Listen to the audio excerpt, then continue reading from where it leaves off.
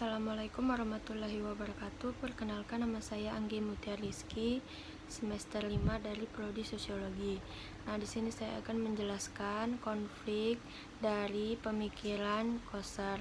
Nah, teori konflik menurut perspektif Koser merupakan sebuah sistem sosial yang bersifat fungsional.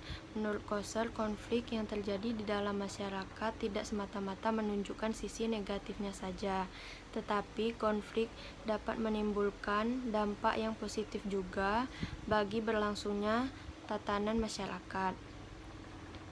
Nah, Koser memberikan gambaran kepada kita bahwa konflik sebagai perselisihan mengenai nilai-nilai atau tuntutan-tuntutan berkenaan dengan kekuasaan, status, dan sumber-sumber kekayaan yang persediaannya tidak mencukupi.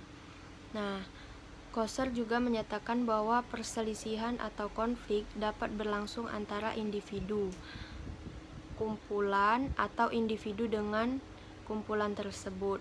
Nah, contohnya saja misalnya konflik antara individu dengan individu, contohnya sewaktu kita di masa SMA secara tidak sadar atau secara tidak langsung kita menciptakan konflik yang positif karena ingin mencapai tujuan untuk mendapatkan juara umum atau mendapatkan juara di dalam ajang perlombaan, bersaing untuk menjadi juara kelas, dan pengalaman konflik positif yang sudah kita lalui.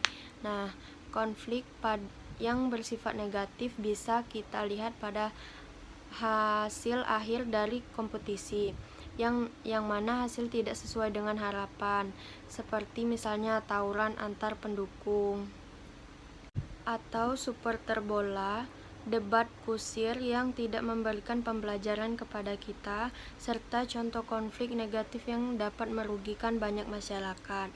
Oleh karena itu, sudah semestinya kita menghindari konflik yang bersifat negatif tersebut. Nah, konflik itu merupakan unsur interaksi yang penting dan sama sekali tidak boleh dikatakan konflik selalu tidak baik atau memecah belah dan merusak. Konflik dapat berkontribusi banyak kepada kelestarian kelompok dan mempersatukan atau mempererat hubungan antara anggota. Seperti menghadapi musuh bersama dapat mengintegrasikan orang, menghasilkan solidaritas dan keterlibatan, serta membuat orang lupa akan perselisihan intern mereka sendiri. Nah, dari teori yang sudah dijelaskan tadi, itu ada fungsi konflik sosial. Yang pertama yaitu katup penyelamat. Nah, katup penyelamat ini merupakan suatu mekanisme khusus yang dipakai untuk mempertahankan dari kemungkinan konflik sosial. Katup penyelamat membiarkan permusuhan atau luapan permusuhan tersalur tanpa menghancurkan seluruh struktur. Konflik membantu membersihkan suasana dalam kelompok yang sedang kacau. Nah, yang kedua yaitu konflik realistis dan non-realistis. Nah, konflik realistis ini berasal dari kekecewaan individu atau kelompok terhadap sistem dan tuntutan-tuntutan yang terdapat dalam hubungan sosial. Contohnya saja antara atasan dan bawahan yang demo melakukan aksi mogok kerja karena gaji yang tidak kunjung dinaikkan. Nah, yang kedua yaitu konflik non-realistis. Adalah konflik yang bukan berasal dari tujuan persaingan yang berlawanan, melainkan dari kebutuhan pihak-pihak tertentu untuk meredakan ketegangan. Misalnya, meredakan ketegangan maka dicarilah seorang untuk dijadikan kambing hitam atas semua permasalahan yang terjadi. Nah, itu tadi contoh konflik non-realistis. Dan yang ketiga yaitu permusuhan dalam hubungan sosial yang intim. Nah, terkadang dalam suatu hubungan di suatu keluarga menyimpan suatu masalah, tapi individu tersebut memilih untuk diam dan tidak mempermasalahkan masalah tersebut.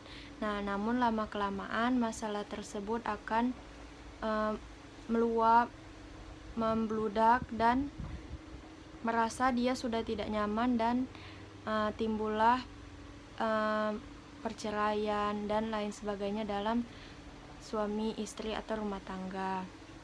Nah, yang keempat yaitu isu fungsionalitas konflik.